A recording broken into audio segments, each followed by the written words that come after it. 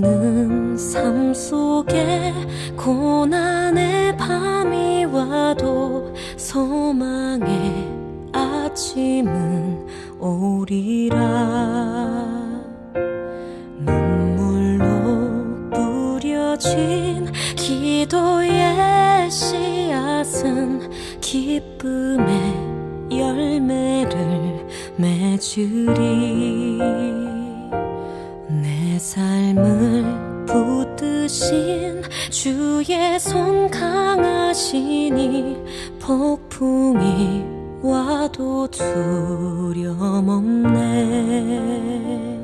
인내하리 인내하리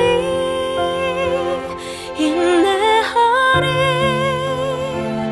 인내하리. 소망의 아침은 반드시 곧 오리니.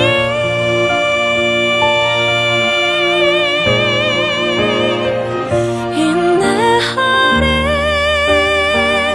인내하리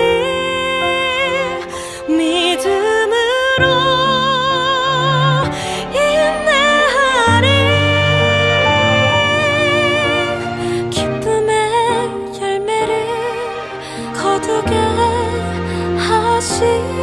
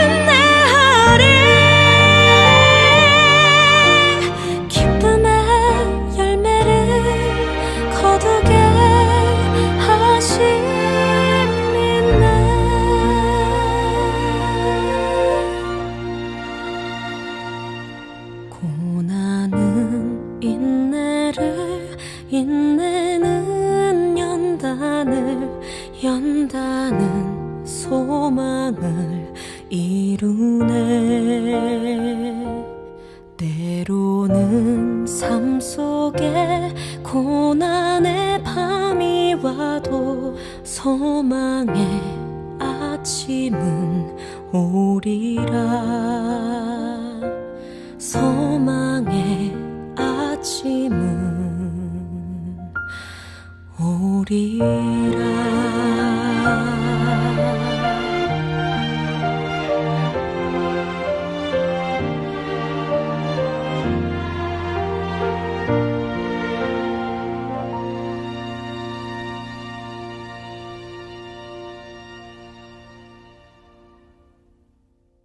잠언서 22장 28절 말씀, 신명기 19장 14절 말씀하고 똑같아요. 그래서 잠언서에도 나와서 잠언서에 있는 걸 같이 읽는 거예요.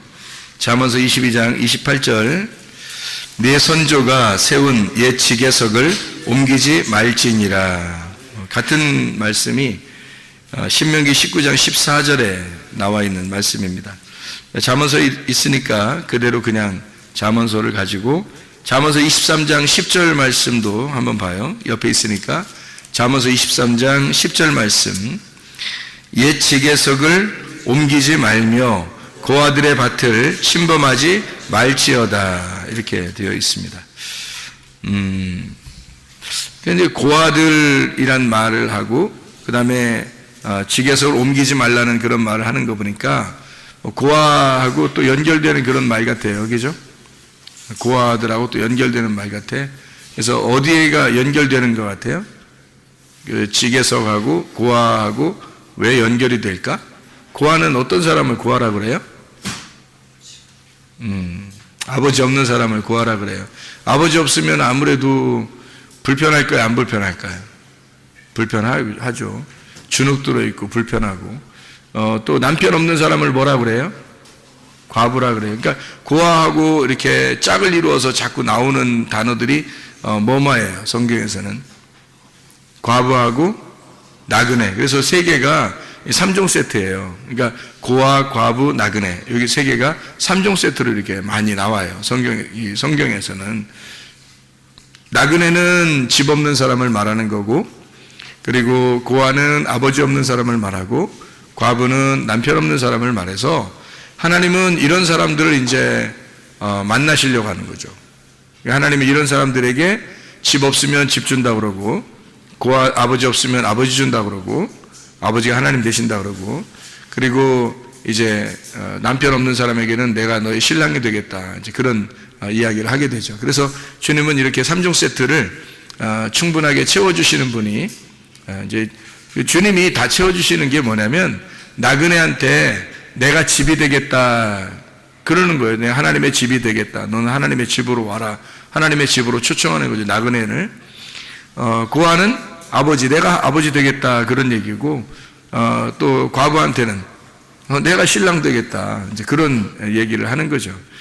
그러니까 어떤 면에서는 그 예수님이 신랑 되고 아버지 되고 집이 되겠다 하는 그런 말들을 이렇게 들어보면 예수님은 주로 어떤 사람에게 이런 뭐 준다는 거예요? 뭐 누구에게 이런 긍휼을 베풀고 사랑하고 자비를 베풀고 이러죠? 예, 없는 사람. 그러니까 뭐가 없는 사람, 뭐가 결핍되고 없는 사람이에요. 그러니까 아버지가 없거나 남편이 없거나 집이 없거나 뭐 이런 사람들에게, 그러니까 이 세상에서는 어떤 사람이에요?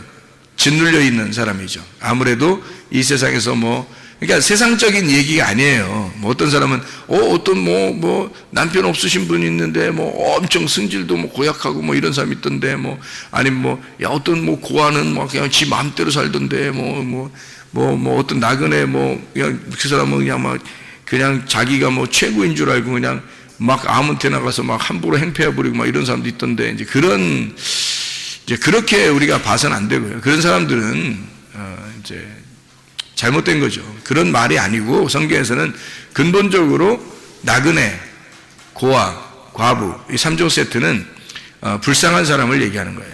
그러니까 비천하고 불쌍하고 없는 사람, 뭔가 이렇게 없는 사람, 이런 사람들에게 하나님은 자기가 그걸 채워주겠다, 내가 만나주겠다, 이제 그런 이야기를 하시는 거죠. 주님께서 말씀하시는 얘기들입니다. 그래서 땅 없는 나그네에게 땅을 주겠다, 또 남편 없는 자에게 내가 남편 되겠다, 아버지 없는 자에게 내가 아버지가 되겠다 하는 그런 말씀들이 이제 성경에서는 이게 처음부터 끝에까지가 사실은 그런 내용이에요. 그래서 이 3종 세트를 주로 이제 많이 주님께서도 사용하시고, 또 구약에서도 이런 사람들만큼은 너희들이 함부로 대하지 마라, 이제 이런 이야기들을 이제 하는 거죠. 그게 성경에 나와 있는 그 핵심적인 얘기이기 때문에 그래요. 그 복음이기 때문에. 그 복음은 정말로 없고 비천하고 가난하고 억눌린 사람들에게 오는 것이 복음이기 때문에 그 복음을 잘 설명을 해야 되니까, 그래서 이런 사람들을 함부로 대하지 말라고 원래부터 하나님께서 이렇게 말씀을 많이 하신단 말이에요. 성경에 이제 어떤 사람이 땅을 기업으로 받아요? 네, 마태복음 5장의 5절의 말씀에 보면 어떤 사람이 땅을 기업으로 받아요? 온유한 사람이 땅을 기업으로 받아요. 그럼 온유한 사람은, 어떤 사람은 온유하다 그래요? 뭘 온유하다 그러는 거예요? 온유하다 그러면 우리 말로 말하면 조용하고, 그죠? 조용하고 착하고 이런 사람들은 땅을 많이 차지하게 될 것이다. 그럼 이제 땅이라고 하는 게 이제 부동산을 이야기하는, 그렇게 생각하면 이제 착하고 선량하고 조용한 사람들은 이제 부동산을 많이 차지하게 될 것이다, 이런 생각들을 많이 하거든요. 근데 아니란 말이에요. 그런, 성경에서 그런 얘기를 솔직히 하겠어요? 그렇게, 근데 조용하고 착하고 이런 사람들은 사기도 많이 당하고, 땅이 있긴 땅이 뭐였어요. 한 점 부끄럼 없이 살죠. 한 점 부끄럼 없이, 땅 한 점 없이 사는 사람들이 상당히 많지. 그 온유한 사람들은. 막 이렇게 뭔가 막 고집도 세고, 다른 사람들을 이렇게 억지로라도 해서라도 자기 걸로 챙기려고 하는 자기 욕심을 많이 가진 사람들이 아무래도 땅도 많고 이 세상에서 그래도 많이 차지하게 되죠. 그러니까 성경에서 말하는 것들은 뭔가 좀 다른 얘기들이죠. 온유한 사람이 땅을 얻는다는 말은 온유한 사람을 성경에서는 뭐라 그래요? 온유한 사람을 성경에서는 온유한 사람이 어떻게 되는데 어떤 사람이 온유한 사람이라는 거예요? 복받은 사람이 온유한 사람이라는 거예요. 그러니까 복받은 사람이 온유한 사람이라는 거고 온유한 사람은 복받았다 그러는 거예요. 심령이 가난한 사람은 복받았다 그러죠. 복받은 사람은 심령이 가난해진다는 거 아니야. 그럼 애통하는 사람은 복받았다고 복받은 사람은 애통한대요. 그럼 우리가 지금 생각하는 거하고 전혀 틀린 얘기죠. 그렇죠?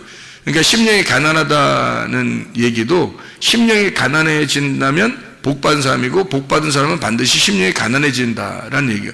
심령이 가난하다는 얘기는 우리가 말씀 많이 나눠서 알지만 영적으로 가난한 걸 말하는 거예요. 영적으로 막 이렇게 영적인 걸 구하는 거예요. 영적인 건 생명을 말하고 말씀을 말하니까 그 영적인 생명과 말씀, 하늘나라의 것을 요구하고 그것을 차지하려고 하는 그런 사람이에요.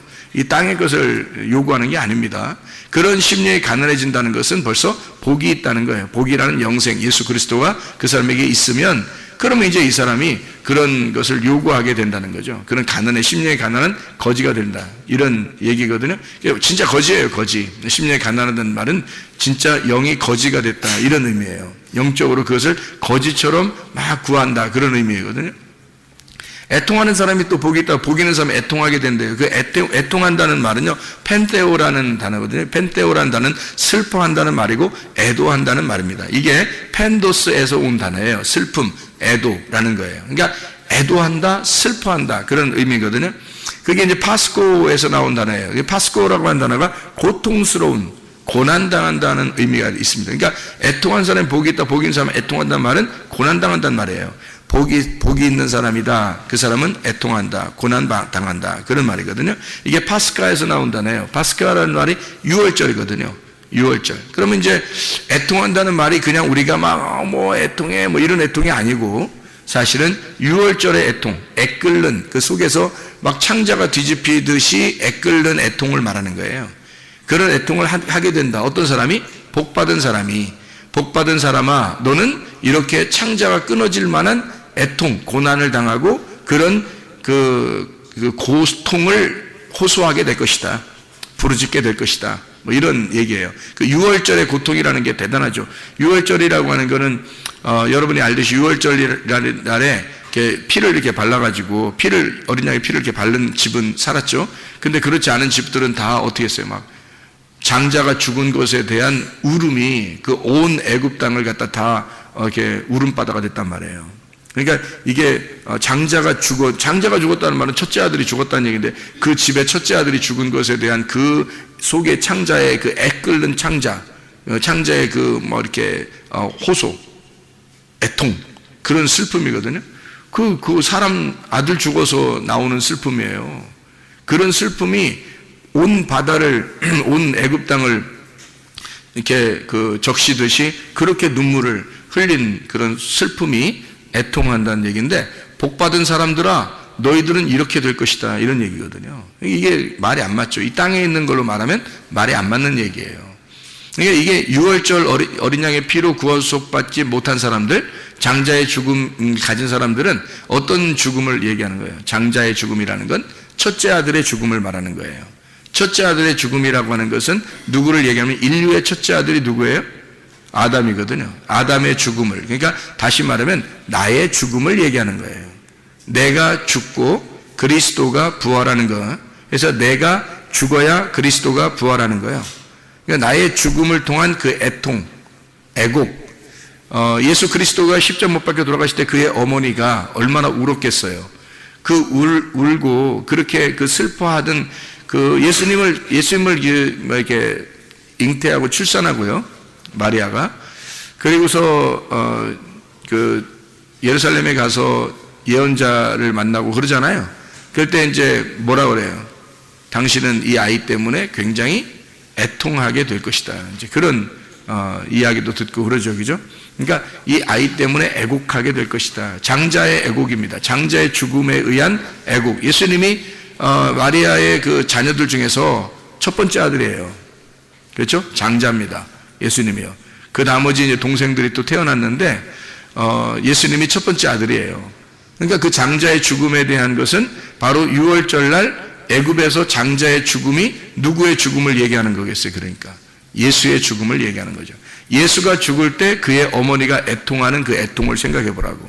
그 애통이 있는 것은 복받은 사람만 그렇게 할 수 있다는 거예요. 그 희한한 얘기죠, 그죠? 성경에서. 그러니까 그 애국이라는 애통이 어떤 의미냐면 첫째 아들이 죽는 의미. 그러니까 예수가 이 땅에 죽는 의미를 얘기하는 거거든요. 첫째 아들로 와서, 첫째 아담으로 와서 두 번째 아담이 오셔서 죽으시는 거거든요. 그 죽음을 갖다가 이제 이야기할 때 애통한다. 그게 복받은 사람들은 애곡하게 될 것이다. 애통하게 될 것이다. 그게 이제 파스카, 6월절에 대한 이야기를 설명하는 것이다. 그런 애통이에요. 그러니까 이 애통은 육체적인 이런 그 슬픔의 애통이 아니고 영적인 애통을 말하는 거예요. 영적인 애통. 그러니까 자기가 죽는, 그러니까 장자의 죽음, 그러니까 나의 죽음을 예수 그리스도와 예수 그리스도의 십자가의 죽음으로 정확하게 깨달은 사람들의 그 애통, 이것은 복받은 사람이 그걸 가능하다는 얘기고, 이렇게 된다면 이게 복받은 사람이다, 이런 얘기예요. 그래서 복받은 사람은 애통하게 된다. 그런 6월절의 죽음을 정확히 진리를 깨닫고 그 진리 안에서 그가 나의 죽음을 기억하고 울 수 있는 자, 애통하는 자, 슬퍼하는 자, 이런 것을 의미하는 얘기가 되겠어요. 그런 사람들을 위로한대요. 위로. 그러니까 애통하는 자는 위로한다 그러잖아요. 그죠? 마태복음 5장에 보면 4절에 애통하는 자는 위로를 받는다 그래요. 복 있는 사람은 애통하게 되고 애통하는 자는 위로를 받게 된다 할 때 그 위로가 파라칼레오라는 단어인데, 이 파라칼레오라는 말은요, 가까이서 초청한다는 단어예요. 가까이서 초청한다. 그러면 가까이 초청한다니까 이게 하나가 된다는 얘기죠. 가까이서 함께 있는다는 얘기거든요. 가까이 초청한다. 초청한다는 게 뭐였어요? 하나님이 우리를 초청하신다면, 하나님이 우리를 초청하신다면 뭐겠어요? 여러분을 교회에 오게 할 때 하나님이 여러분을 초청하셨죠? 하나님이 여러분을 초대한 겁니다. 이게 바로 위로라는 거예요. 파라칼레오. 예배한다는 말입니다. 그러니까 함께 하나님이 우리를 위로하는 방법은 어떤 위로냐면, 애통하는 자, 애곡하는 자, 자기와 그리스도가 함께 죽어야 되는 그 자리를 깨닫고 그 진리를 파악하는 자, 그 슬픔이 있는 자를 하나님은 자기의 자리로 초청한다는 거예요. 위로한다는 겁니다. 그게 위로라는 거예요. 단어예요. 파라칼레오. 그러니까 초청해서 예배하게 한다는 겁니다. 이렇게 와서 하나님의 초청을 받고 여러분 와서 예배를 드리면, 이 예배 드리는 여러분은 지금 위로받고 있는 거예요. 여러분은 지금 하나님의 위로가 여러분에게 있는 것입니다. 복 받은 사람은 애통하게 되고 애통하는 사람은 위로를 받고 있는 거야. 지금 여러분이 여기 왔다는 자체가 위로받고 있는 거랍니까? 놀라운 거죠. 그러니까 이게 마태복음 5장에 5절에 보면 온유한 자는 복이 있나니 온유한 자는 복이 있나니 땅을 기업으로 받을 것이며 그러죠. 복 있는 사람은 온유해지나니 그 온유한 사람은 땅을 기업으로 받을 것이다. 뭐 이런 얘기가 써 있어요. 그 온유한 사람이라는 게 이게 프라우스라는 단어입니다. 이 온유한 자라는 단어, 겸손한 자라는 말하고 같은 비슷한 단어인데요. 이게 온유하다는, 이 온유한 자라는 프라우스라는 단어는 프로시케에서 나온 단어인데, 이게 기도, 예배라고 하는 단어예요. 이게 프로스크마이에서 온 단어인데, 기도하다, 간청한다는 말입니다. 그러면 이제 어떻게 간청하는 걸 얘기하는 거냐면, 이게 거지가 돼서 간청하는 걸 말하는 거예요. 심령이 가난한 자가 거지가 돼서 그 영적인 것을 구하는데 간구하는 거 있잖아요. 예. 그런 간구를 말하는 거예요. 그게 온유라는 겁니다. 온유. 그러니까 우리가 말하는 온화하다, 조용하다, 분위기 있다, 사람이 착하게 보인다, 이런 의미가 아니고요. 정말 간절하게 거지가 돼서 구하는 그런 자를 온유하다 그래요. 그러니까 성경에서 말하는 온유는 복 받은 사람만 가능한 거고, 이렇게 온유하면 복을 받는다는 얘기예요. 그래서 땅을 기업으로 받는다 그렇게 말하는 거거든요. 땅을 준다는 얘기입니다. 그러면 땅을 준다, 왜 땅을 준다고 그럴까? 그럼 왜 땅을 준다 그래? 온유한 사람에게? 그럼 온유한 사람하고 땅하고 무슨 연관이 있다는 얘기 아니에요, 그죠? 온유한 사람하고 땅하고 무슨 연관이 있는 거예요. 그러면은 땅을 준다고 그랬으니까 온유한 사람은 어떤 사람을 온유한 사람이라 그러는 거예요. 그러니까 거지니까, 가난하니까, 거지니까, 뭐가 없으니까 땅을 준다는 거야. 땅이 없으니까 땅 준다는 거야. 땅 없는 자, 집 없는 자, 땅 없는 자, 그걸 온유한 사람이라 그러는 거예요. 그럼 이 땅을 얘기하는 걸까요? 아니면은 뭐 영적인 땅을 얘기할까요? 영적인 땅이 없어서 막 우는 자예요. 영적인 땅이 없어서 막 울고 그 영적인 땅을 달라고, 하늘의 땅을 달라고 막 애걸 하는 사람 있잖아요. 하나님, 하늘의 땅을 주십시오. 이 땅이 아니에요. 온유한 사람 땅 준다니까 이 땅 얘기하는 거 아닙니다. 그 부동산 얘기하는 거 아니에요. 하늘에 있는 땅이에요. 그 하늘의 땅을 막 구하는 자예요. 그 복받은 사람이라는 거지, 사람이. 그 사람은 진짜 복받은 사람은 그렇게 한대요, 또. 복받은 사람은 그렇게 땅이 없어서 막 기도하는 자예요. 간구하는 자. 그 땅을 달라고. 예. 그렇게 간구하는 자에게는 땅을 주신다는 거야. 그 땅을. 땅이 누구야, 그러면? 예수 그리스도죠. 그 땅을 주신다는 거야. 그래서 그 주신 하나님이 주신 그 땅, 그 하나님이 주신 그 땅의 경계표를 옮기지 말라는 거예요. 그걸 네 마음대로 옮기지 마라. 왜? 하나님이 주셨으니까. 하나님이 주신 거니까 하나님이 은혜로 주셨다는 거야. 하나님이 주신 거는 선물이잖아. 그러니까 네가 네 마음대로 옮기면 그게 율법이 되는 거죠. 그래서 네 마음대로 옮기지 말고 하나님이 주신 은혜대로 살아라, 그런 말이에요. 이게. 그래서 그 지계석을 옮기지 마라, 그렇게 이야기한 거거든요. 자, 우리가 성경 여기서 이제 몇 가지만 한번 찾아보고 마치도록 할게요. 민수기 12장 3절의 말씀에 보면 모세가 어떤 사람이라고 나와요? 온유한 사람이라고 나와요. 모세가 온유한 사람. 모세는 승질 한 번도 안 낸 사람이에요? 아니죠? 근데 모세를 온유한 사람이라고 하는 걸 볼 때 여기서 모세는 어디서 죽었어요? 모세는 어디서 죽었어요? 광야에서 죽었죠? 그러면 모세는 가나안 땅에 들어갔어요? 못 들어갔어요? 못 들어갔어요. 그러니까 가나안 땅에 들어가고 싶어서 그 땅을 자기가 차지하고 싶어서 굉장히 간구하던 사람이겠죠. 가나안 땅에 있는 땅을 내가 들어가면 좋겠는데요 하면서 계속 그랬잖아요, 모세가. 그죠? 그때 하나님 못 들어가겠죠. 왜? 모세는 율법을 상징하기 때문에 광야에서 죽어야 되거든. 근데 이 사람은 광야에서 계속 있었지만, 광야에 있었는데 광야가 자기 땅이 아니죠, 모세가. 그죠? 광야가 자기 땅이 아니니까 늘 어딜 가고 싶었어요? 요단강 건너서 가나안 땅 들어가고 싶었단 말이에요. 그러니까 이 모세가 얼마나 애통하고 이렇게 고민하고 기도하고, 하나님 나 저 땅 좀 가고 싶어요, 얼마나 그랬겠냐고요. 자기는 집이 없는 거예요, 광야에서. 그죠? 광야는 나그네가 있는 곳이잖아요. 나그네, 자기 집이 없는 거야. 가나안 땅 들어가야 자기 집이 있거든. 그러니까 자기 집이 없으니까 굉장히 고민하고 있었던 그런 사람이에요. 그런 사람이니까, 이 사람은 가나안 땅에 들어갈 사람이 아니니까 하나님이 그걸 막을 거니까 이 사람은 어떻게? 고통받는 사람이지. 비천한 자가 되는 거죠. 하나님이 짓눌러버린 자죠. 그래서 이 사람을 온유하다 그러는 거예요. 뭐 착해서 조용하게 말해서 분위기가 있어서 온유하다 이렇게 말하는 거 아니에요. 아마 사람들은 다 그런 걸로 온유 이렇게 생각할 거예요. 근데 그런 의미가 아니고, 온유라고 하는 이 온유한 자, 민수기 12장 3절에 모세를 온유한 자라고 할 때 그 온유한 자는 아나브입니다. 이 아나브라고 하는 단어는 억압된, 가난한, 거룩한, 겸손한, 비천한 이란 단어예요. 그러니까 모세는 비천한 자이다 라는 의미예요. 그런 단어예요. 모세는 가난한 자이다, 그런 단어예요. 모세는 짓눌려 있는 자이다. 이 모세는 온유한 자다라고 할 때 이 온유한 자 모세는 짓눌려 있는 자야. 이 모세는 굉장히 비천한 자야. 이 모세는 가난한 자야. 그렇지 않아도 힘들어. 모세는 그런 단어예요. 아나브라고 하는 단어를 썼습니다. 이게 아니라고 하는 단어에서 오는데 억압된이란 말이고요. 이드바시 줄로 달게 했다. 데바시 접착성이 있다. 그래서 이렇게 딱 붙어서 하나님에게 이제 간구하는 거죠.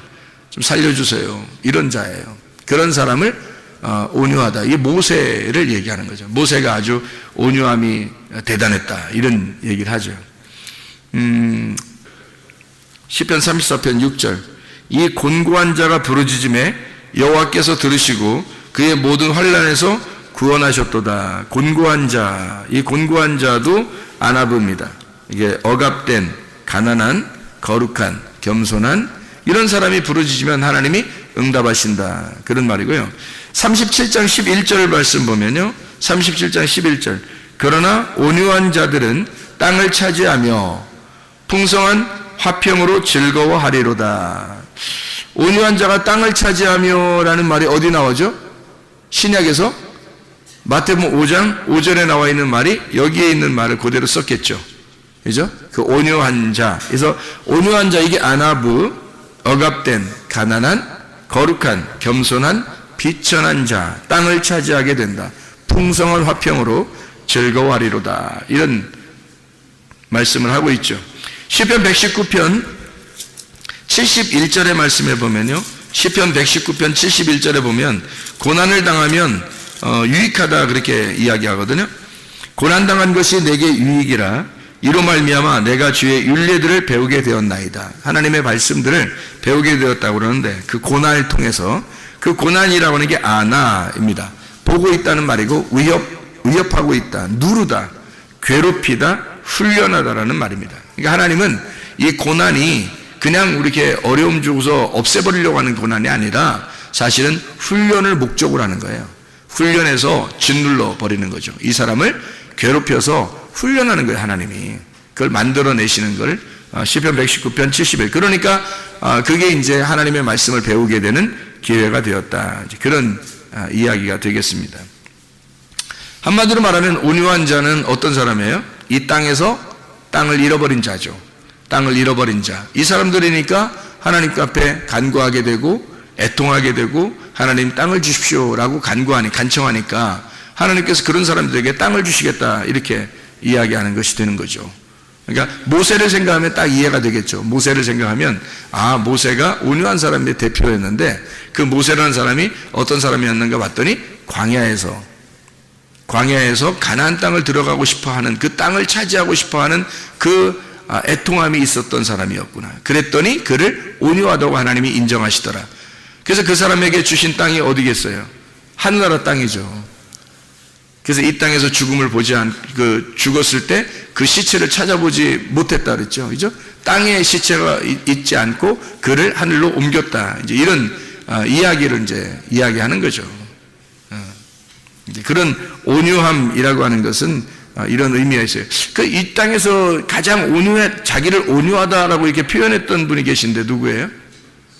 예수님이죠. 예수님이 마태복음 11장 28절부터 30절까지 말씀에 뭐라고 그러죠? 예수님이 나는 온유하고 겸손하니 멍에를 메고 와서 배워라. 주님의 멍에는 쉽고 짐은 가볍다. 이제 그런 이야기를 하잖아요. 그죠? 그래서 거기서 그 온유하다는 게 프라우스, 온유한, 겸손한이라는 말이고요. 겸손이라는 말이 타페이노스라는 단어인데 이게 짓눌린이라는 단어입니다. 짓눌린. 초토화되고 초라하고 굴욕감을 가진 자 이런 거예요. 그러니까 하늘에서 이 땅에 내려오니까 하늘 왕자인데 땅에서 인정을 못 받는 거예요. 하늘 왕인데 이 땅에 오니까 인정을 못 받는 거야. 완전 짓눌려 버린 거죠. 굴욕당한 거죠. 굴욕감을 가진 거.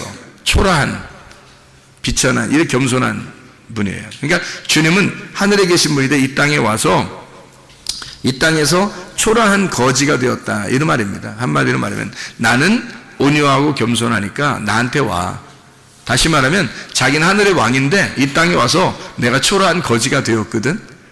그러니까 애통하는 자들아 다 내게로 와. 힘들고 수고하는 자들아 다 내게로 와. 주님이 그렇게 말씀하시는 거죠. 왜냐하면 주님이 이 땅에 와서 내가 대표적으로 초라하고 가난한 거지가 되었으니까 내게 와. 나는 하늘의 왕이야. 그러니까 이 땅에서 내가 너희들에게 줄 수 없지만 하늘에 있는 것들을 채워줄 거야. 하늘에 있는 것들을 너희들에게 줄 거다. 그러니까 땅에서 거지된 자들아, 나그네들아, 고아와 과부들아, 소경된 자들아 다 내게로 와라. 수고하는 자들아, 율법에 의해서 치여있고 율법에 의해서 죽으려고 하는 자들아 다 내게로 와라. 내가 너를 쉬게 하겠다. 무슨 쉼이에요? 땅의 쉼이 아니라 하늘의 안식을 주겠다. 내가 하늘의 왕이거든. 이 땅에 와서 나도 너랑 똑같이 초라해지고 너랑 똑같이 굴욕당하고 너랑 똑같이 내가 가난해졌어. 나도 거지야. 그러니까 이게 너와 나는 똑같잖아. 같은 거지니까, 같은 소경이니까, 같은 환자니까, 같은 병자니까. 그러니까 너랑 나랑 내가 같은 마음을 가지고 있어. 그러니까 하늘나라에 있는 것들을 내가 하늘의 의사야. 하늘의 의사니까 하늘의 의사가 와가지고 병든 자를 고쳐주려고 왔으니까. 근데 내가 네 마음을 모르면 의사는 의사고 환자는 환자잖아. 근데 예수님 오신 것은 환자로 오시는 거예요. 자기가 환자로 오시는 거예요. 그리고 하늘의 의사라는 거지 땅의 의사 아니잖아요. 땅의 것을 갖다 고쳐주려고 하는 거 아니잖아요. 물론 고쳤어요. 뭐 병도 고치고 소경도 뭐 눈뜨게 하고 그래. 근데 그게 사실은 하늘에 있는 영적인 이야기들을 갖다 설명하려고 고치신 거잖아요. 그죠? 그러니까 눈을 뜨게 해준 것도 이 땅에서 성경을 모르는 자들에게, 또 귀를 열어준 것도 이 땅에서 성경을 깨닫지 못하는 자들에게 하늘에 있는 진리를 깨닫게 해주고 하늘의 진리를 알려주려고 귀를 열어주고 눈도 열어주고 그러는 거 아니에요. 주님께서. 그러니까 땅의 것을 치료하는 의사가 아니고, 잘 생각하세요. 하늘에 있는 것을 하늘에 있는 영적 세계의 치료를 회복을 시켜주러 오신 분이 예수님이라는 거죠. 그럼 이 땅에 오셨을 때는 가난한 거지처럼 비천하고 초라하고 거지처럼 이렇게 굴욕당하는 그런 분으로 계시다. 이런 얘기예요. 내가 그런 자야. 내가 온유하고 나는 겸손한 자야. 나 짓눌렸어. 나 굴욕당했어. 나 초라한 거지야. 이제 그런 이야기를 해주고 있는 말씀입니다. 그러니까 하나님이 우리에게 주신 땅들이 있어요. 그건 뭐겠어요? 그러니까 은혜죠. 은혜. 우연히 들어간 그 땅, 룻이 우연히 들어간 그 땅이 있어요. 그게 하나님의 은혜였다라는 얘기죠. 그래서 하나님이 주신 땅을 이렇게 그 지계석이라고 그러죠. 하나님이 우리에게 주신 그 지계석이 있어요. 그 지계석을 옮기지 말라는 거야. 네 함부로. 왜냐하면 네 마음대로 하지 말라는 거야. 하나님의 것을 하나님의 것으로 그냥 두라는 거죠. 하나님이 너에게 주시는 환경을, 하나님이 너에게 주신 그 말씀을 그대로 두라는 거야. 하나님이 깨닫게 해주실 때. 그래서 하나님이 너에게 깨닫게 해준, 이게 지계석이라고 하는 건 이렇게 집을 이렇게 놓을 때 있잖아요. 땅을 이렇게 놓을 때 그 모서리 이렇게 표시를 해놓는 거예요. 표시. 그러니까 표식입니다. 이렇게. 그러면 이제 요 안에 있는 건 내 땅이 되는 거고 저 밖에 있는 남의 땅이 되는 거거든요. 그러면 그 지계석을 이렇게 밖으로 이렇게 옮기면요, 그럼 내 땅이 더 넓어지는 거죠. 그러니까 지계석을 옮기지 마라라고 얘기한 건 밖으로 옮기지 마라 그 말이지, 그 지계석을 안으로 옮기지 마라 뭐 이런 얘기했어? 어떤 바보가 자기 지계석을 안으로 옮기겠어? 땅이 이만큼 있어. 이렇게 네모나게 이렇게 해서 여기 네모나게 4개 지계석을 놨다고 생각해봐. 여기 표시를 놨어. 돌 같은 거로, 나무 같은 거로 이렇게 4개를 놨는데 지계석을 옮기지 말아야 된다 그랬는데 옮긴다고 해서 이걸 갖다 안쪽으로 이렇게 갖다 이렇게 집어넣어놨어. 그럼 땅이 더 좁아지지. 자기 땅이. 또 더 옮기고 싶어서 더 옮겼어. 그러면 또 땅이 더 좁아지지. 이거를 밖으로 옮겨야지. 옮긴다면. 밖으로 옮기려면 이 사람이 밖으로 이렇게 1cm씩 11을 옮기면 10cm가 옮겨지는 거예요. 양쪽으로 10cm씩 옮기면 20cm가 옮겨진 거예요. 하루에 1cm씩 옮겨도. 그러면 이제 이게 1년이 되면, 한 달 동안 옮기면 어마어마한 거죠. 그죠? 이 하루에 1cm씩 옮기면 10일이면 10cm, 30일이면 한 달이면요 30cm가 넓어지는 거예요. 그럼 이쪽도 30cm가 넓어지니까 60cm를 벌어들이는 거지. 이렇게 땅을 더 크게 하는 거지. 이렇게. 그러면 네가 옮긴 거잖아. 이렇게. 네가 그런 짓들 하지 말라는 거예요. 그러면 상대적으로 그 이웃의 땅은 어떻게? 좁아지겠죠. 이웃의 땅이 좁아지는 거예요. 내게 주어진 은혜를, 내 거를, 내 거 풍부하다고 해서 내 거를 갖다가 이게 밖으로 더 많아지려고 이렇게 옮기잖아요. 그럼 그걸 뭐라고 그러냐면 탐심이라고 그러는 겁니다. 탐심이라고. 그러니까 탐심을 부리지 말라는 거지. 이게 옮기면 더 넓어지잖아. 그러니까 탐심이죠. 그래서 그걸 탐심이라, 육신의 정욕, 안목의 정욕, 이생의 자랑, 먹음직 보암직 탐스럽게 하는 거. 그게 이제 탐심은 우상숭배. 그래서 그걸 뭐라고? 선악과. 그러니까 이것을 그렇게 옮긴다면 선악과. 그럼 선악과는 뭐를 갖다가 선악과라고 그랬어요? 율법. 그러면 율법이 요거의 어떤 그 표식이라고 했죠? 율법이 요거의 표식. 나를 이 안에서 자유롭게 만드는, 진리를 자유롭게 만드는 그 울타리란 말이에요. 그 율법이란 말이야. 이거를 넘어가지 마라 그 말이야. 이거를 넘지 마라. 너에게 주어진 그 율법 안에서, 그 안에서 자유해야 된다 그 말이거든요. 이것을 넘어가지 말라는 거지. 그러니까 우리에게 주어진 것들이 있어요. 환경들도 그렇죠. 우리에게 주어진 것들이죠. 나의 아내가 있을 거고 나의 남편이 있을 거란 말이에요. 그죠? 넘어가면 안 되겠죠. 그죠?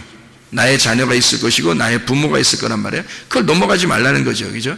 이거를 질서를 파괴하지 말라는 거고, 그리고 내게 주어진 것들을 넘어가지 말라, 뭐 이런 의미도 되겠죠. 그죠? 그런 내게 주어진 근본적인 것은 성경에서는 그 땅이라는 그 말씀을, 그 말씀 안에서 진리를 발견하라는 말이에요. 그 주어진 말씀 안에서 진리를 발견하라. 그래서 이 말씀이 지게석이에요. 이만큼 딱 여기 성경책 보면, 이게 성경책 이렇게 네모나게 생겼잖아요. 이게 책이잖아. 이 성경책 이 자체가 지게석이라고. 이 지게석. 그러면 이 안에서 진리를 발견해야지. 이걸 넘어서서 다른 것으로 진리를 막 깨달으려고 하는 사람들이 있어요. 그죠? 성경책 말고 다른 거로 진리를 깨달으려고 뭐 다른 지식을 막 구하고 이런 사람들도 꽤 있거든요. 그런 진리는 하나님께서 요구하시는 게 아니란 말이에요. 이게 욕심이죠. 자기가 탐심이란 말이에요. 좀 더 나아 보이려고, 다른 사람에게 좀 자기를 자랑해 보려고 하는 그런 거지. 솔직히 말해서 진리는 성경 안에 있습니다. 이 율법이라는 이 성경 안에 이 지게석을 옮기지 마라. 이 지게석 안에 진리가 있다. 이 진리를 요 안에서 발견하라. 그런 말이거든요. 그래서 룻이라는 여자가 보아스를 만날 때, 보아스가 룻한테 뭐라 그래요? 보아스한테 내 밭에서 다른 밭으로 안 가는 게 좋겠다 그래요. 왜 그러냐면 룻이 그 밭을 들어갈 때 우연히 들어갔어요. 우연히 들어갔다는 말은 자기 뜻대로 자기가 생각해서 저기로 들어가야지 하고 자기가 막 이렇게 연구해서 찾아가지고 저긴 보아스야, 그러니까 내가 가서 보아스하고 만나야지 이러면서 들어간 이런 게 아니란 말이에요. 그냥 우연히 이삭을 주스러 들어갔는데 그 밭이 보아스 밭이었던 거예요. 그러니까 이건 하나님이 주신 땅이죠. 하나님이 우연히 은혜로 주신 땅이지 자기가 선택한 땅이 아니란 말이에요. 자기가 선택한 땅이 아니라 하나님이 주신 땅이란 말이에요. 이 세상에 여러분 살아가는 동안에 내 계획대로 내 뜻대로 막 결정하려고 하는 사람들도 있죠. 근데 그럴 때가 많이 있죠. 근데 내 뜻대로 내 생각대로 잘 안 될 때가 많죠. 왜냐면 주변에 있는 것들이 나를 통제하는 거죠. 그게 지게석이란 말이에요. 나를 통제한다는 거죠. 그래서 딱 이렇게 이렇게 막아준다는 거죠. 이렇게. 그 안에서 진리를 발견하라는 거예요. 그 안에서 충분히. 그러니까 우리 교회라는 이 지게석이 이렇게 딱 있단 말이에요. 이렇게. 그럼 이걸 갖다가 여러분이 아유 교회 난 무시해, 교회는 아무것도 아니야, 교회 세상의 교회는 다 똑같지, 그러면서 자기 교회를 무시하고 막 아무데나 막 교회 이러면 이 사람은 진짜 진리 깨닫지 못합니다. 쉽지 않아요. 왜냐하면 이게 교만한 거거든요. 탐심이에요. 욕심이라고. 그러니까 하나님이 주어진 이 은혜라고 하는 이 진리를 여기 하나님의 그 지게석 안에서, 율법 안에서, 교회 안에서 충분히 깨달을 수 있어요. 보아스의 밭 안에서 충분히 이삭을 주실 수 있단 말이에요. 충분히 이삭을 주시면서 먹고 살았어요. 그런데 보아스를 만난 거예요. 거기서 그 밭에서 만난 거예요. 그리고 보아스는 그 밭을 떠나지 말라고 했던 거고, 그게 무슨 일인지 아시겠죠? 하나님이 주신 그 지게석을, 하나님이 주신 그 땅을, 그 은혜를, 우연히 주신 너에게 준 그거를 옮기지 마라 이거야. 네 맘대로. 그런 얘기가 되는 거죠. 그러니까 하나님이 그 주신 땅, 원래는 나오미서죠. 나오미서. 룻기서가 나오미서인데, 이 나오미라고 하는 여자가 원래 베들레헴에 살았었죠. 베들레헴에 살고 있다가 어디로 갔어요? 모압으로 갔어요. 모압으로 갔는데 남편, 아들 2명 다 잃어버렸어요. 그러니까 자기는 모압에서 살고 있었을 때, 그 살고 있을 때 어떻게 잘 살았는지 뭐 모르겠지만 하여튼 다 잃어버린 거예요. 다 잃어버리니까 이 마음이 어떻게 됐겠어? 이 마음이 고통스럽죠. 짓눌려 있죠. 가난하죠. 거지죠. 완전히 피폐해졌죠. 이 사람이. 그러니까 어떤 사람이 됐겠어요? 온유한 사람이 되는 거죠. 그런 사람이. 그러니까 룻도 마찬가지로, 룻도 남편 잃어버리고 모압이라는 땅을 잃어버리고 어디로 온 거예요? 베들레헴으로 오는 거죠. 나오미가 원래 베들레헴에 살았었는데 모압에 갔다가 다 잃어버리고 다시 베들레헴을 올 때는 이게 생명의 떡의 집이 되는 거예요. 그러니까 이게 처음에는 베들레헴을 버리고 탕자처럼 갔단 말이야. 탕자처럼 갔는데 모압이라는 땅에서 다 잃어버리고 다시 돌아올 때는 새로운 땅이 된 거죠. 베들레헴이. 옛날의 베들레헴이 아닌 거야, 자기가. 탕자도 마찬가지. 탕자도 처음에 나갈 때는 아버지가 말릴 수도 있었는데 안 말렸잖아요. 안 말리고 이 탕자가 나갈 때는 그냥 나가게 뒀잖아요. 돈도 막 싸줘. 이렇게 반 잘라서 이렇게 다 나눠주고 이렇게 갔단 말이에요. 갔다가 다 잃어버리고 돼지랑 같이 먹다가 돌아오게 될 때는 어떻게 해요? 아버지, 나 종으로 하나 써줘도 되겠는데요.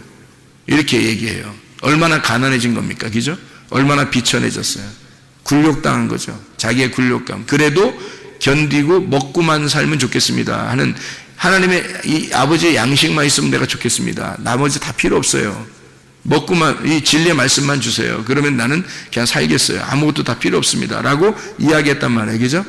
그렇게 이야기하면서 오니까, 아버지에게 오니까 그 아버지의 땅이 다 아들의, 탕자의 땅이 돼버린 거예요. 돌아온 탕자. 그러니까 새로운 땅이 된 거죠. 아버지의 집이 새로운 집이 된 거예요. 아버지의 집이 싫어서 나갔는데, 나가서 다 잃어버렸죠. 옛날에 아버지 집을 다 잃어버린 겁니다, 자기는. 그리고 다시 돌아올 때는 어떤 집이 된 거예요? 아버지 집이. 새로운 집이 된 거예요. 새로운 땅이 됐단 말이에요. 새로운 하늘이 됐다는 거죠. 그러니까 새로운 하늘과 새로운 땅을 아버지가 주신 거죠. 그러니까 여기에 와서는 이제 얼마나 그 율법이라는 그 지계석 안에서 진리를 발견하고 얼마나 행복하고 자유하겠냐 이거예요. 그가.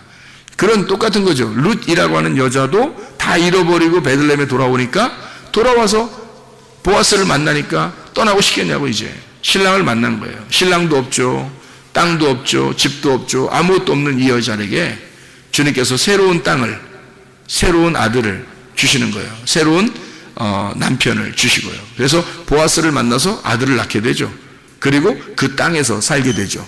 새로운 땅입니다. 새로운 남편, 새로운 아들을 낳게 되죠. 놀랍잖아요. 그죠? 나오미도 똑같죠. 나오미도 옛날 거 다 잃어버렸더니 와서 새로운 땅을 얻었고 새로운 아들을 얻게 되었고, 며느리를 통해서, 룻이라는 며느리를 통해서 새로운 아들을 얻게 되었죠. 그리고 새로운 땅도 얻게 되었죠. 이렇게 하나님의 그 말씀은 우리에게 이 나오미를 통해서 이 땅과 아들을, 새로운 땅과 새로운 아들을 주시겠다고 하는 그 약속을 우리에게 주시는, 어떤 사람이 됐다는 얘기예요? 어떤 사람에게만 이렇게 준다는 얘기? 온유한 사람에게만 이런 땅을 주신다는 얘기. 땅과 아들을 주시는데 온유한 사람에게만 주신다는 얘기. 그럼 어떤 온유한 사람? 완전히 땅을 잃어버린 자, 자기의 땅을 다 잃어버린 자에게 하나님의 땅을 주시겠다고 하는 약속. 이해가 되겠죠? 무슨 말인가? 이런 말씀입니다. 이 성경이라고 하는 게요. 욥이라고 하는 사람도 있어요. 성경에 욥이라고 하는 사람이 욥기서를 이렇게 가만히 보면 다 쓰고 나서 욥기서의 마지막에 42장에, 욥기 42장에 2배 축복을 하죠. 2배. 2배 축복이라는 2배도 되지만 2번째도 되거든요. 2배도 되지만 2번째 축복을 주는 거예요. 그러면 첫 번째 축복은 뭐였던 거예요? 욥이 가지고 있었던 옛날 땅, 그죠? 옛날 부유했던 거, 옛날 재물, 옛날 자식들, 옛날 아들과 딸들, 그죠? 있었죠. 근데 2번째로 줄 때는 어떻게 해요? 하나님이 두 번째 줄 때는 새 아들과 새 딸들, 그죠? 새 땅을 주시고 새 땅과 새 하늘, 새 하늘과 새 땅을 주시는 두 번째 축복을, 땅이 아니라 하늘에서 주시는 그 축복을 욥기서 42장에 우리에게 소개해 주고 있는 거죠. 이런 땅과 아들을 하나님이 이렇게 주시는 축복, 2배의 축복, 거듭해서 축복한다. 2배, 거듭해서 축복해주는 두 번째 축복. 이게 새하늘과 새 땅을 주시는 축복이란 얘기예요. 그 새하늘과 새 땅이 요한계시록 21장 1절하고 4절 이렇게 나오죠. 그죠? 요한계시록 21장 1절 4절 말씀. 이사야 65장 17절에도 새하늘과 새 땅이 나오고요. 이사야 66장 22절에도 새하늘과 새 땅이 나옵니다. 하나님은 우리에게 하나님이 우리에게 우연히 주신 그 은혜, 하나님의 그 지계석, 그 땅, 하나님이 정하신 그 땅을 우리에게 주고 싶어 하신다. 라합이라는 여자는 또 어때요? 라합이라는 여자는 여리고성 무너질 때 라합이라는 그 사람이 살아났죠. 그 식구들도 살아났잖아요. 그럼 라합이라는 여자는 뭐 거기서 굉장히 뭐 대단히 인정받는 여자였을까요? 아니겠죠. 그 여자는 이렇게 성에 가면 이렇게 밑에 사는 게 아니라 막 이렇게 다락방에 살고 이렇게 위에 살고 이런 사람들은 이렇게 잘 사는 사람은 아니겠죠. 그러니까 이렇게 얻어서 사는 그런 사람이에요. 자기 땅도 아니고. 그게 이 여리고성이 다 무너질 때 이 사람은 새로운 여리고를 이제 주시는 거죠. 향기로운 그 여리고를 새로운 것을 주는 거예요. 이 이스라엘 백성들이 점령에 들어가서 하나님이 새로 이 사람을 살려서 이스라엘 백성과 똑같이 그 땅을 나누도록 그렇게 만들어 주셔서 라합이라고 하는 이 여자는 유대인을 만나서 유다의 자손을 만나가지고 대단히 축복받은 여자가 되었죠. 그래서 라합이라는 여자를 통해서 나중에 예수님이 출산하게 되는 그런 그 예수님의 그 족보에 기록되는 놀라운 여자가 되었습니다. 그러니까 이것도 역시 그 옛 땅을 잃어버린 여자에게 새로운 땅을 주시겠다고는 하나님의 놀라운 새로운 땅과 새로운 아들을 주시는 하나님의 놀라운 역사, 이것을 우리가 보게 되는 거죠. 신명기 19장 우리 14절 말씀을 우리가 새벽 예배 때 같이 보았는데, 신명기 19장 14절의 말씀, 19장 14절 말씀 보면, 내 하나님 여호와께서 내게 주어 차지하게 하시는 땅, 곧 내 소유가 된 기업의 땅에서 라고 되어 있으니까 누가 준 땅이라고요? 예, 주님께서 주신 땅, 주님이 주신 땅이라는 거예요. 아까 다 설명했죠? 그러니까 주님이 주신 우연한 기회에 하나님의 은혜, 우리가 그 계획한 땅이 아닌데 하나님이 주어주신 그런 땅이에요. 여러분이 우리 교회 나온 것도 여러분이 뭐 계획해서 처음부터 막 이렇게 한 게 아니라 하나님의 우여곡절 속에 이곳에 와서 예배 드릴 수 있도록 이렇게 만들어 주시는 것도 이것도 하나님이 계획하신 거죠. 이게 우연한 기회에 하나님의 은혜가 여러분에게 작용한 것입니다. 하나님이 주신 땅이란 말이에요. 그 땅, 이것을 조상이 정한 내 이웃의 경계표를 옮기지 마라. 조상 때부터 내려오던 그 이웃의 경계표가 뭐겠어요? 율법이죠. 그 하나님의 말씀, 율법. 내려오던 그 모든 율법의 내용은 다 처음부터 어디서 내려온 거예요? 선악과에서 내려온 거죠. 그럼 선악과 안에서 뭘 발견하라는 거예요? 생명나무를 발견하라는 거죠. 그 안에서 생명나무를 발견하라는 거지, 이것을 벗어나라는 얘기 아니에요. 아담과 하와가 선악과를 어떻게 했어요? 먹었죠. 먹어버리니까 이걸 벗어난 거란 말이에요. 선악과를 먹어버리니까 벗어나게 되고, 벗어나니까 쫓겨나게 된 거죠. 더 이상 에덴 동산을 차지하지 못하도록 만들었단 말이에요. 그러니까 생명나무로부터 멀어지게 만들었다는 거죠. 이 멀어지니까 이 사람들이 하나님 앞에 생명나무에 갈 수 있나요? 못 가죠. 왜냐하면 막아놨으니까 하나님이. 그러니까 하나님이 찾아가야 되는 거예요. 그래서 찾아오신 것이 바로 주님이셔요. 주님이 찾아오셨으니까 은혜라고 그러죠, 우리가. 그죠? 우리가 노력해서 한 게 아니라 주님이 찾아오셨다 그러니까 그걸 우연한 하나님의 은혜라 그렇게 말하죠. 내게 주어진 은혜, 내게 주어진 선물, 그걸 주님이 예수 그리스도라고 말하는 거예요. 그 예수님이 우리에게 찾아오셔서 그 은혜를 주신 그것을 너는 벗어나지 마라. 이것을 넘어가지 마라. 이런 얘기가 되는 거겠죠. 그러니까 여기 율법이라고 하는 선악과 너의 이웃의 경계표에서 여기에서 벗어나지 말고 이 안에서 진리, 이 안에서 생명의 나무인 진리의 말씀을 깨달아 알아야 된다. 이제 이런 말씀이 되는 거죠. 그러니까 이 안에서 발견해라. 그 말입니다. 자, 그럼 이게 이제 어떤 사람에게 땅을 준다겠다고요? 온유한 사람에게 땅을 준다겠다고. 그럼 온유한 사람에게 땅을 준다는 말은 어떤 의미를 가지고 있을까? 한 가지만 보고 우리가 마치도록 할게요.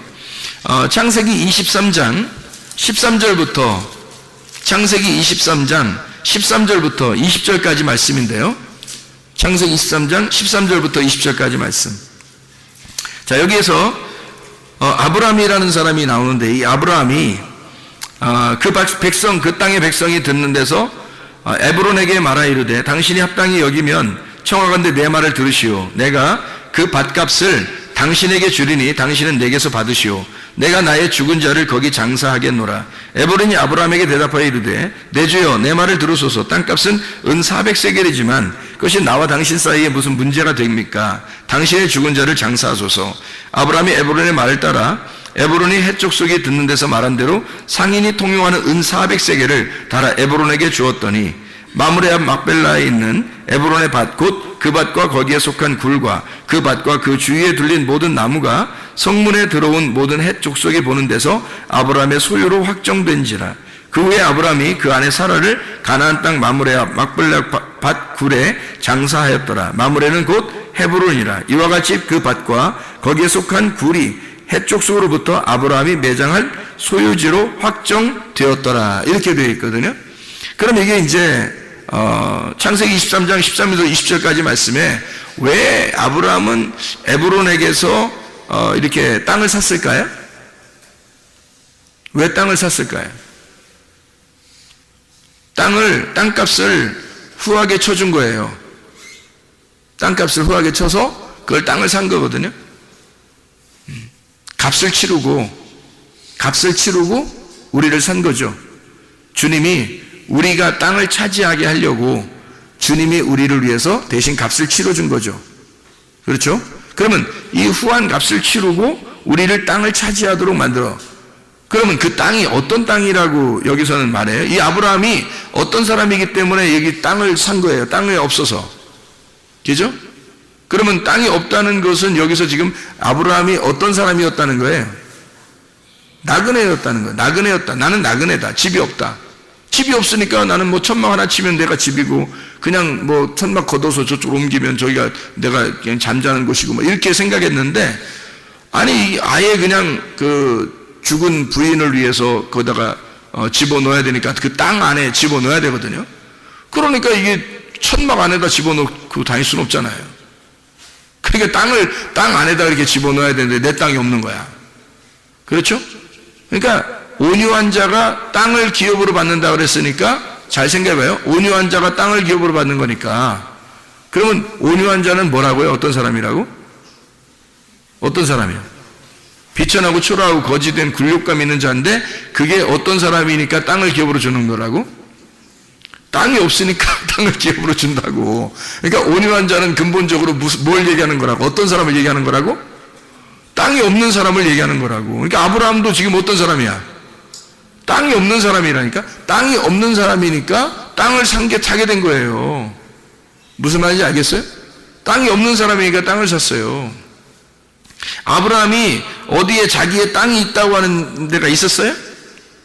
자기가 어디 어디 사러 돌아다니고 부동산 좀 알아보러 돌아다니고 이런 적이 있었나요? 아브라함이? 없었어요. 이 땅에서 유일하게 땅 하나를 샀어요.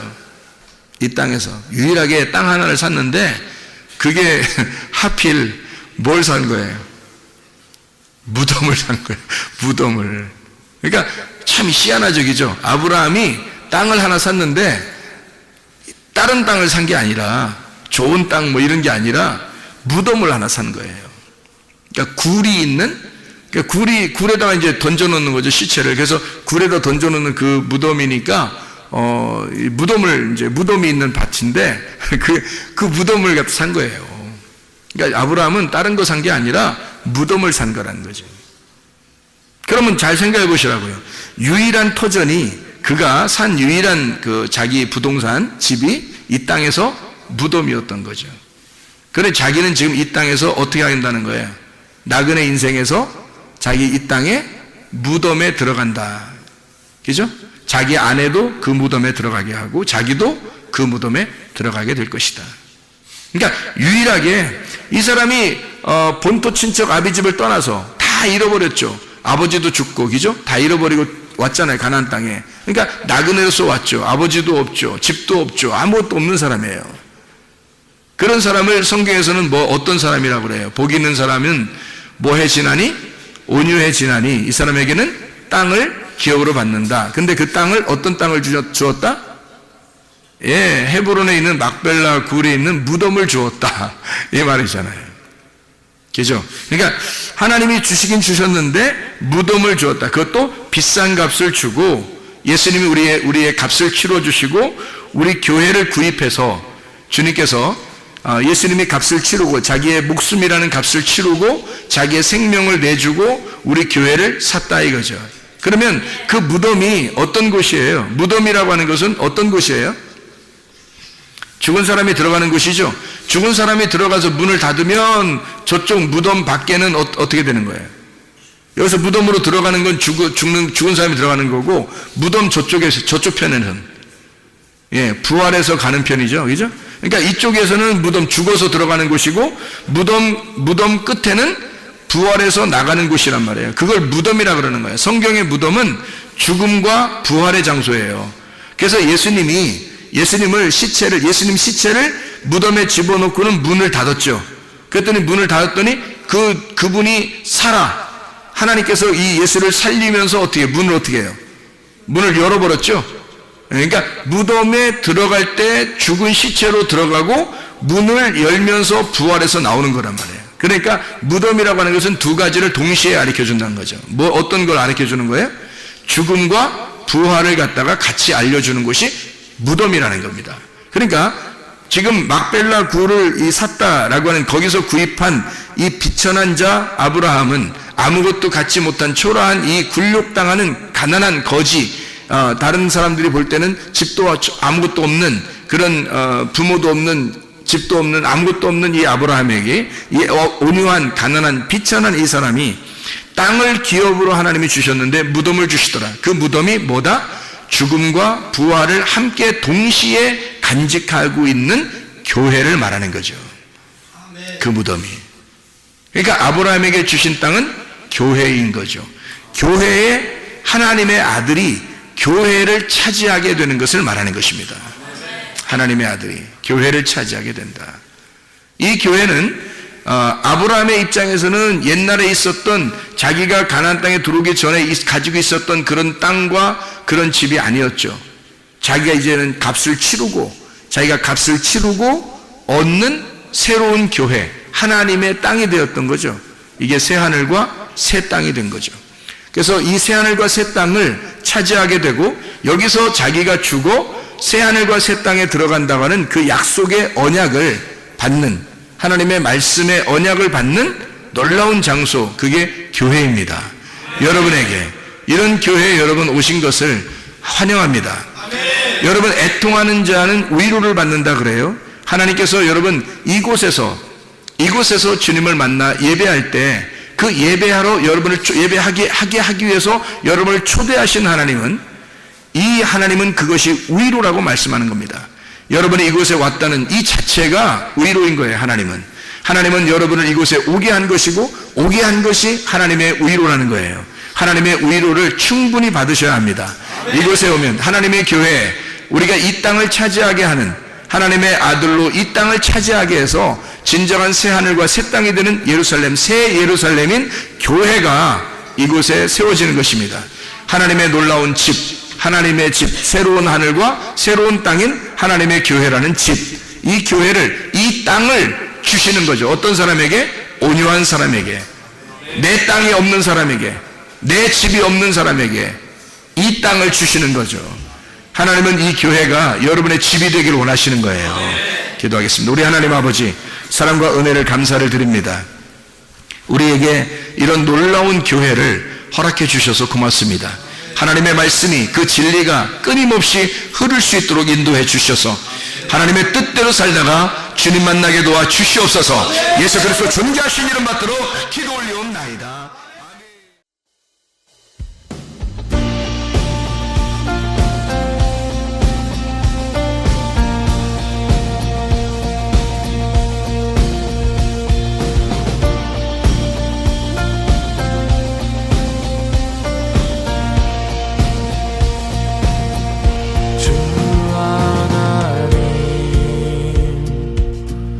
지으신 모든 세계